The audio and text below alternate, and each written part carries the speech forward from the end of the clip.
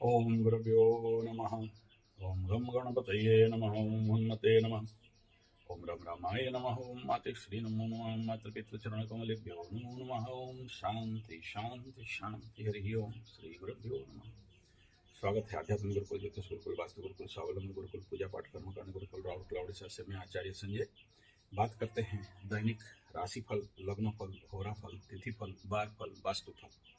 कैसा रहेगा आज का दिन। आज का तारीख बन रहा है गुरुवार 5 जून 2025। तो बृहस्पतिवार। तो तारीख हो गया आज 5 जून 2025 गुरुवार का दिन। दशमी तिथि। सबसे पहला 5, तो जिनका भी जन्म तारीख 5, 14, 23 उनके लिए सुइटेबल रहेगा। और जिनका 8, 17, 26 और 9, 18, 27 इनके लिए उतना ज़्यादा सुइटेबल नहीं रहेगा। बृहस्पतिवार, गुरुवार, थर्सडे।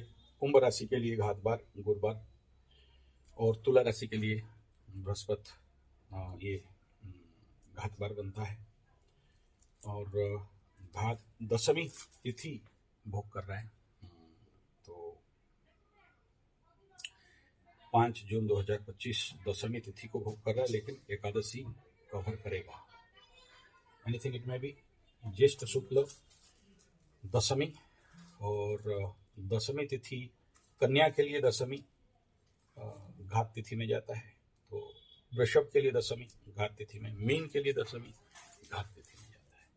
तो ऐसे कंडीशन पे इनको थोड़ा सा सावधानी बरतना चाहिए। जनरली क्या होता है, घात तिथि घात बार पड़ गया तो जो शक्ति का कमी होता है और कार्य असिद्धि होता है। अगर कोई भी कार्य करते हैं और देखना उसके साथ अगर अष्टम चंद्रमा पड़ जाए तो वारे न्यारे, मतलब छोटा छोटा मिस्टेक। जो लोग पूजा पाठ जब तक कर्मकांड आध्यात्मिक स्थिति में हैं, थोड़ा सा मेडिटेशन अग्निहोत्र यज्ञ वगैरह करते हैं, आप देखना एकदम माइक्रो लेवल पे बचते रहोगे। मतलब अब एक्सीडेंट हुआ, बच गए। अभी कार का दरवाजा खोला, कोई पीछे से आकर ठोक रहा था, बच गए। अभी आप टर्निंग लिए, कोई और एक ठो गाड़ी आ गया था, आप बच गए। इवन इफ ऐसा कंडीशन पे दाढ़ी काट रहे हो, लग गया, खून निकल गया। इवन इफ आम तोड़ने जा रहे हो और सारा आम का लस्सा कभी आपके ऊपर पड़ा होगा, नहीं पड़ा होगा, मुझे नहीं पता। उसी को समझ में आता है कि कैसा लगता है। ठीक है। एक तो अभी मकरू आया, नेपाल से आया, बता बेचारा, तो चारों तरफ छिटा पड़ गया उसका। मतलब जो आप लोग तो हालांकि जो आम खाते हो वो सब मतलब रेडी वाला, ठेला वाला और उसमें केमिकल डोजिंग वाला। हम लोग जो आम खाते हैं एकदम फुल रॉ, मतलब डायरेक्ट नेचर से। एक आम खाओगे आपके अंदर प्रचंड शक्ति आ जाता है। लेकिन पड़ा हुआ कितना दिन से रखा है ऐसा आम खाओगे, मतलब आम गिरा और आप खा रहे हो, या पका है और ऐसे तोड़ के खा रहे हो, तो उसमें से एक निकलता है। तो जो लोग नहीं जानते हैं उनका मुंह में घाव हो जाता है। ठीक है। या उसका छिटा गिरा। तो मेरा एक दिल्ली में अभी है विक्रमाचार्य, मेरा लंगोटिया यार है। तो उसका भाई था, आम तोड़ रहा था ऐसा करके, तो आंख, एक बूंदा आंख में गिर गया, वो आम का लट्ठा आंख ऐसे बाहर निकल गया फूल के। इमीडिएट उसको आईसीयू तक जाना पड़ा। तो आम में इतना मतलब खाने में तो फल का राजा है, लेकिन जब ठोकाई देता है तो ऐसे ही ठोकाई देता है। ठीक है। सबके साथ नहीं होगा ऐसा, डरने का कोई नहीं जो लोग आम तोड़ रहे हैं। हाँ, जिसका द्विद्वादश में पाप ग्रह हो या आँख खराब होने का योग हो, ऐसा एक्सीडेंटल कंडीशन बनता है। तो इस समय ये कंडीशन कर्क वालों का हो सकता है, सिंह वालों का हो सकता है।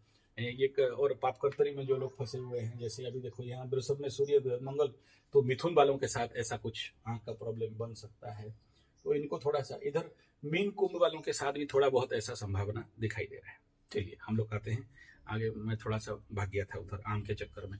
आम बहुत खा रहे हैं ना, अभी बड़े बड़े आम खा रहे हैं। आप लोग भी खाना। पहले तो बेल के लिए और 4-5 दिन बाकी है, उसके बाद और बेल पाक निषेध हो जाएगा, नहीं खाएंगे। ये फल के पीछे बड़ा रहस्य है ज्योतिष विज्ञान में। फल का दान करना, फल का पेड़ लगा के दान करना। मैं देखा हूँ बड़े बड़े ऐसे परिवार जिनका कोई बच्चा उच्चा नहीं होता है, फल का पेड़ लगा देने से फल का पेड़ लगा के दान कर देने से उनके घर में बच्चा हो जाता है, बड़ा बड़ा दोष कट जाते हैं। और फलदान तो इस समय बड़ा जैसे पणा तो शरबत का दान होता है पणा संक्रांति में, ऐसे ही ये फलदान वाला ये है। इसमें हमारा जगन्नाथ भगवान भी बहुत फल खाते हैं इस समय। और दूसरा, जिनका जीवन में बड़े सारे परिवार में कोई एक के बाद एक मर रहे हैं तो भी पेड़ लगा के दान कर देना या समाज को दे देना या पंडित को दान कर देना, बड़ा सारा इसका फल रहता है। चलिए आगे बात करते हैं। दशमी तिथि योग सिद्ध योग कर्ण तैतल्य नक्षत्र हस्त, पूर्ण रात्र तक भोग करेगा हस्त नक्षत्र। और पक्ष शुक्ल बार गुरुवार, सूर्योदय 5:22 सुबह सुबह, सूर्यास्त 7:16 PM। अपने समय का देखना अग्निहोत्र वाले अग्निहोत्र.com से जाके उसका टाइम निकालना। ये कभी कभार पंचांग के अनुसार आगे पीछे अलग अलग अक्षांश द्राघिमा लॉन्गिट्यूड लैटिट्यूड में अलग होता है। ऋतु ग्रीष्म, चंद्र राशि कन्या और अभिजीत मुहूर्त 11:51 से लेकर 12:40 तक, राहुकाल 2:03 से लेकर 3:40 तक। और आज का अगर राशि बल देखते हैं तो आज मेष कर्क कन्या वृश्चिक धनु मीन पे राशि बल दिखाई दे रहा है। अश्विनी कृतिका रोहिणी मृगशिरा आद्रा मिथुन पुष्या मघा उत्तरा फाल्गुनी हस्ता चित्रा स्वाति अनुराधा मूल उत्तराषाढ़ श्रवणा धनिष्ठा शतभिषा उत्तर भाद्रपद, इन नक्षत्रों में बल रहता है रहेगा। और आज का जो होरा फल और लग्न फल जाए उससे पहले देख लेते हैं। सबसे पहला हस्त नक्षत्र। हस्त नक्षत्र क्षमा तारा में आता है तो ये थोड़ा सा सौम्यता रहेगा, लेकिन इसका जो एनर्जी है उसमें कपटाचार, मिथ्यावादी और कंपटीशन मनोवृत्ति, परिश्रम बहुत करवाता है। माता पिता पीड़ित होने का संभावना रहता है यानी, और बेखातिर मनोभाव, इग्नोर करना, संगीत इत्यादि के लिए लोगों का प्रेम बढ़ना, दीर्घसूत्री, कोई भी काम को डिले करके करने का इच्छा, जल में क्रीड़ा करने का प्रेमी, पशुओं के प्रति प्रेम, परिश्रम में ज्यादा परिश्रम करने से उन्नति मिलता है, सहजता से नहीं मिलता है। हस्त नक्षत्र का अगर हम लोग जो कार्मिक जल देखते हैं तो बढ़िया रहता है। एडमिशन, स्कूल, औषधि निर्माण, यात्रा, लंबा यात्रा इत्यादि यहाँ पर बताता है, तो ये गुड कंडीशन रहता है।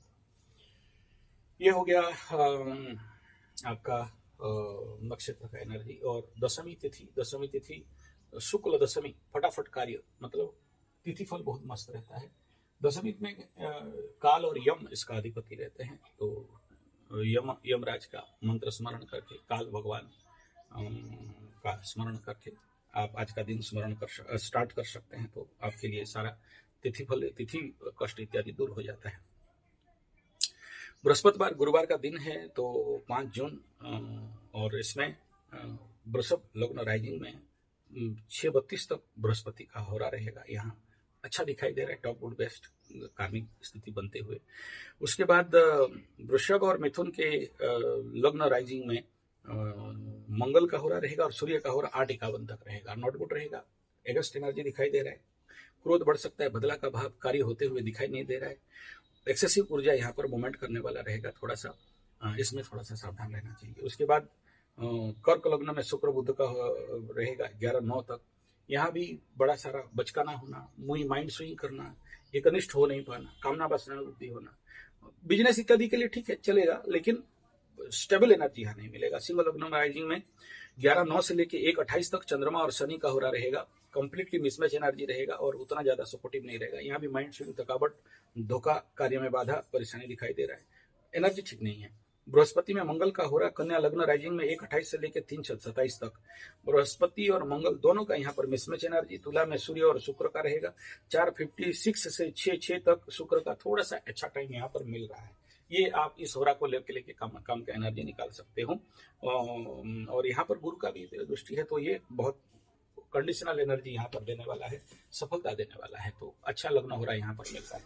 अब हम लोग बात करते हैं मेष लग्न का। छठा चंद्रमा, आरोग्यता, सफलता, टॉप गुड बेस्ट 90%, कार्य सफलता, आरोग्यता और कंपटीशन इत्यादि में जीत। वृषभ का पंचम चंद्रमा यहाँ पर नॉट गुड रहेगा, यहाँ पर विवेकहीनता और परेशानी दे सकता है, गलत डिसीजन, मूर्खता बना देगा।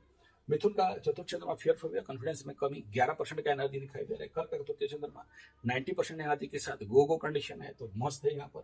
तो सिंह का द्वितीय चंद्रमा धनवाणी परिवार, व्यय खर्चा तनाव टेंशन पीड़ा यहाँ पर नॉट गुड रहेगा। कन्या के लिए सब है कि यहाँ पर कन्या चंद्रमा है, शनि का दृष्टि में है, तो थोड़ा सा स्लो डाउन देगा, लेकिन फिर भी ओके है, 70% गुड रहेगा। तुला का द्वादश चंद्रमा नॉट गुड रहेगा, खर्चा तनाव पीड़ा पेंशन 12-17 का एनर्जी है, ज्यादा नहीं है। वृश्चिक का लाभ चंद्रमा 100% गुड। धनु का दसम चंद्रमा कार्य सिद्धि योग सफलता 90% गुड रहेगा। और मकर का यहाँ नवम चंद्रमा है, शुरू हो गया। नवम चंद्रमा में थोड़ा सा फ्लो देता है, बहुत ज्यादा नहीं, लेकिन फिर भी फिजिकल मेंटल एनर्जी को कमी कर देता है। और वो जो अष्टम का बाधा है, क्योंकि वो चंद्रमा केतु को क्रॉस करके आया है, तो कहीं ना कहीं एक विच्छेदात्मक और चिंचनाहट मन रहेगा, और कुछ ना कुछ बाधा विघ्न यहाँ पर बिल्डअप करके रख देता है। और शारीरिक मानसिक लेवल पे आप बहुत ज्यादा हेल्थी यहाँ पर नहीं सोच सकते हैं।